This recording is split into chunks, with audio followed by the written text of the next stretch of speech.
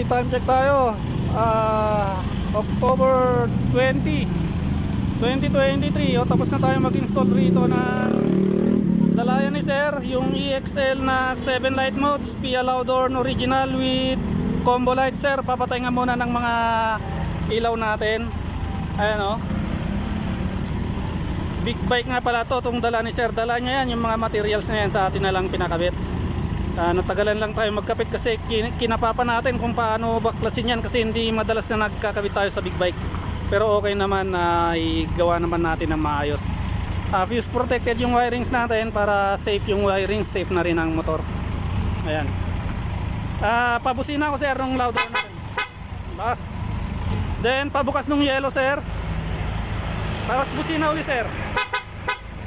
Tapos na yan. Yan yung in-install natin sa Benelli na TRK 502X 500cc 500cc yan.